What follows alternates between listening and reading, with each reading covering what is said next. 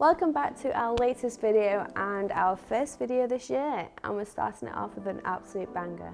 I've been testing the Panasonic Lumix S5 II camera on my benches in Australia over Christmas and the New Year, and I must say I am very impressed. The S5 II is an L-mount camera that features a full-frame 24.2 megapixel sensor and is a hybrid camera that is aimed at both stills and video shooters, whether enthusiasts or professionals, thanks to its impressive specifications, particularly at that price point. But before I get into the details, I will admit that I don't have much experience with Panasonic cameras, let alone the S5 series. I briefly used the S5 on a music video project, and the biggest flaws that I noticed was the lack of accurate autofocus and a poor low light capability. Panasonic have made big changes with the S5 II. They've listened to creators and professionals using the previous model and improved on flaws such as autofocus ability, low light ability, stabilisation, poor colours and poor form factor. And I will say, they certainly have. Just like the S5 before it, the S5 II is aimed at content creators, whether for professional or personal use on social media, short films, music videos, or anything else. This camera will sit perfectly with passionate creators who potentially already use Canon and Sony, but want one camera that fills all their needs. Throughout this video, you'll see a mixture of sample imagery and footage, some filmed and taken in Australia and some in the UK. And as you can probably tell, we've gone from one extreme to another with the weather.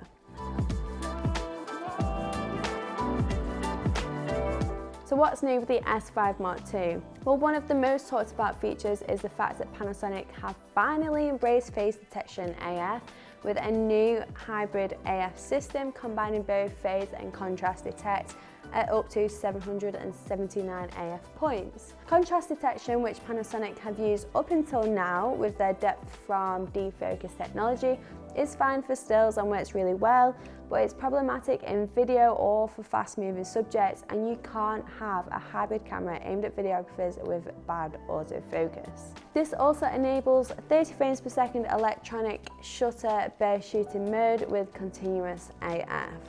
The S5 II features 5-axis dual IS2, as well as active image stabilisation to further enhance stabilisation in video, a new heat management for unlimited recording time, dual native ISO technology to minimise noise and maximise image quality, real-time LUT, and many impressive video formats. Formats including internal 6K and 5.9 at 30 frames per second, and 422 Cinema 4K and 4K at up to 60 frames per second. Also featuring 14 plus stops of dynamic range with V-Log and V-Gamma. The S5 and the S5 II are very similar in size and button layout. The S5 II has a deeper grip and a larger top viewfinder due to the new fan heat system. They also have an 8-directional joystick and a well-improved EVF. This is Panasonic's first L-squared technology camera, which is a collaboration between Panasonic and Leica, where they jointly developed cameras, lenses, and imaging technology. The S5 II and the S5 IIX is the first cameras that has been released from this collaboration, so we know we are expecting big things.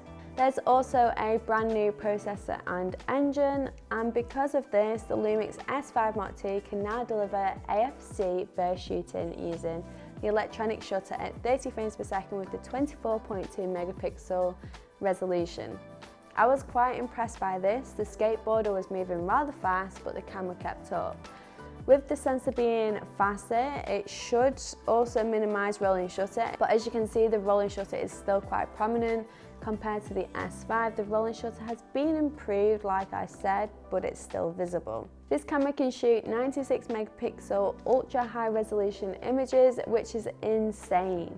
The camera automatically captures 8 consecutive images while shifting the sensor, creating a 96 megapixel image. You can see the quality difference between the 96 and the 24 megapixel, but when using this mode, make sure you use a tripod or mount the camera on a still surface to get the best results. On the same launch, Panasonic also announced the Lumix S5 IIX launching later on this year, which is between £200 and £300 more, depending on whether you're buying a body or a lens kit than the S5 II.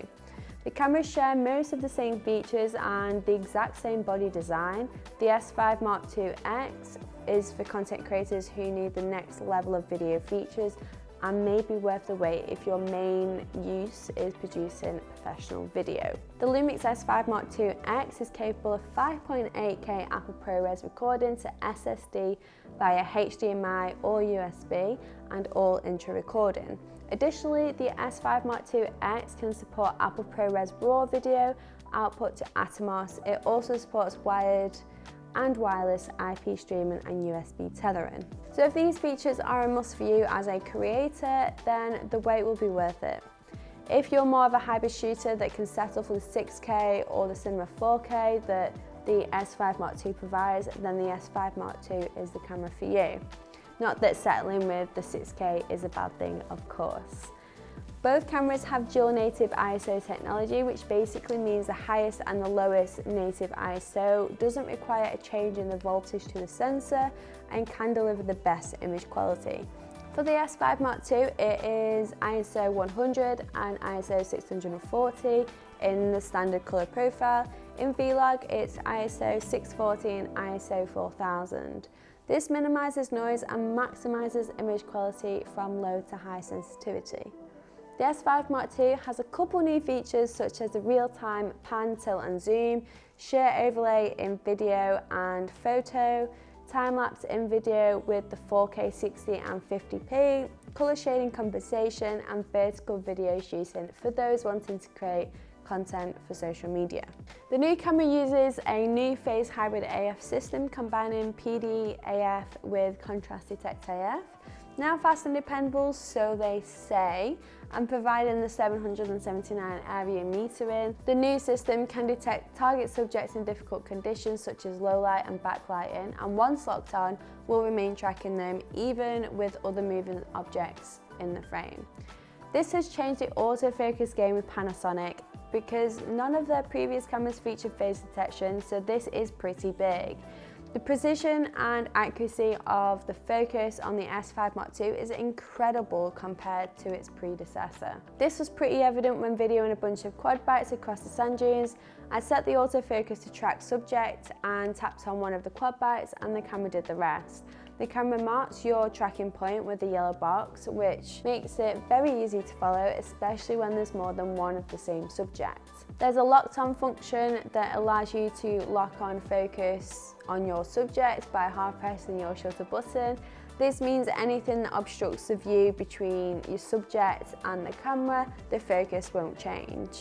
Here I'm doing an autofocus test moving around the frame and you can see the camera detects me straight away and follows in any direction I go. The camera does a brilliant job locking focus onto me when I activate the locked on focus. Ella is trying to distract the camera by walking in front of me, completely blocking the view, yet the camera still doesn't shift focus. We also have AI-based recognition technology enabling high speed and high precision on tracking humans and animals. What's worth pointing out here is that this whole review was done using a pre-production camera and I was later sent a firmware update which was to further improve both the AF and IBIS. So if you're going to buy this camera, you'll have even better autofocus than I had. I'm hoping that this firmware update also fixes the fact that this camera is slow to turn on. It took several seconds to switch on, so there's no spotting something interesting and grabbing the camera.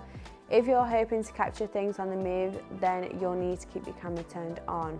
The design is rather very to the original S5 model, and the S5 users upgrading will love how familiar it will feel. However, there's now an 8-directional joystick as well as the well-improved 3680K 0.78 times OLED EVF. Perhaps one of the most noticeable changes is the shape of the body thanks to the impressive yet discreet cooling fans in the pentaprism styled viewfinder section. This sucks air in through the front and expels hot air through the sides. It's one of the neatest yet functional fan systems we've seen today. When you compare it to the fan on the Canon R5C and the additional fan option, the Fujifilm X-H2S, you can really appreciate just how subtle yet effective this design choice is. The magnesium alloy body is highly durable, allowing you to tackle a variety of challenging shooting environments.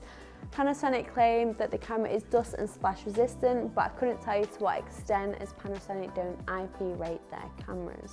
There's a new full-size HDMI Type A port, which gives a lot of opportunities to videographers and content creators, something that most creators and videographers wanted with the S5 Mark I.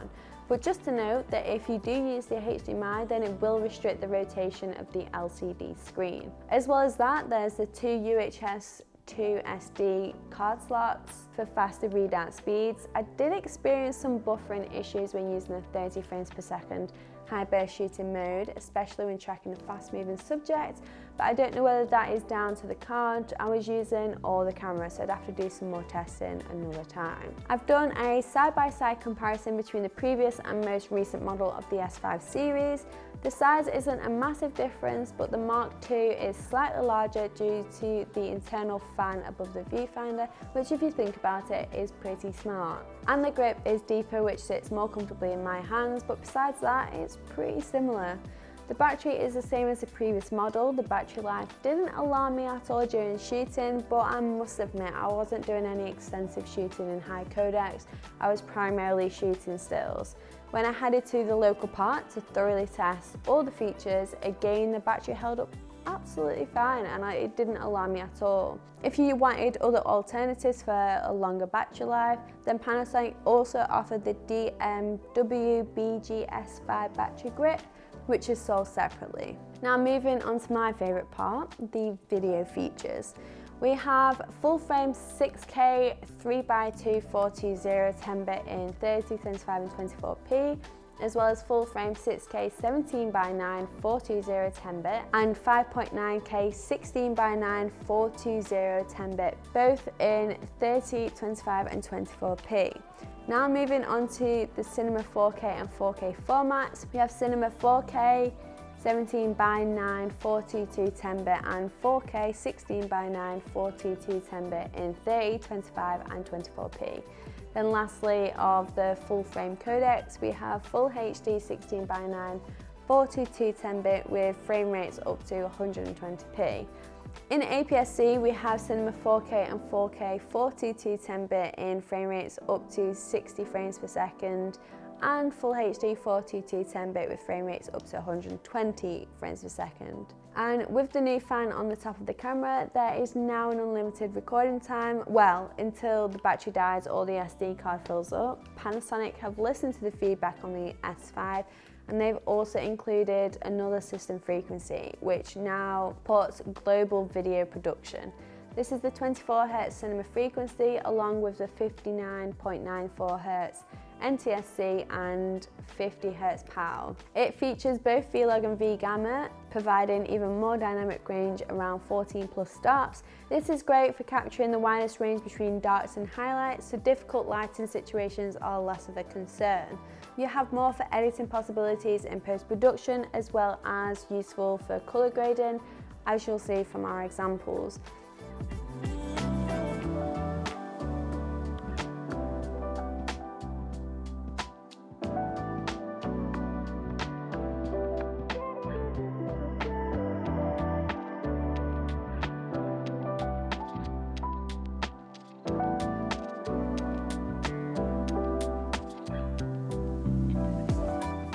What's also new with the S5 Mark II is the real-time LUT function, enabling color grading LUTs to be uploaded to the SD card and directly applied in camera rather than in post-production. Real-time LUT can be used in both stills and video.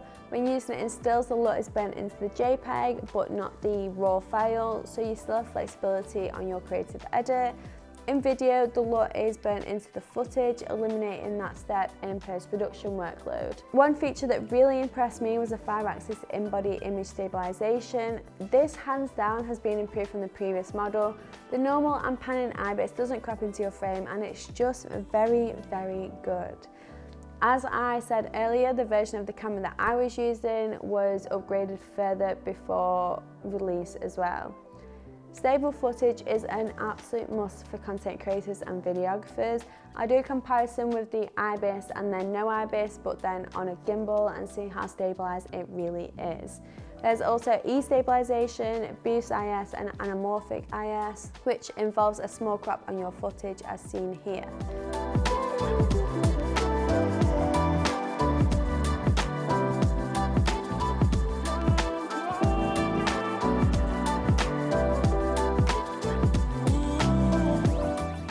Panasonic say the new Active IS compensates as much as 200% compared to conventional stabilisation, but from reviewing these tests you can see how well the camera compensates camera shake, and a massive thumbs up from me in this department.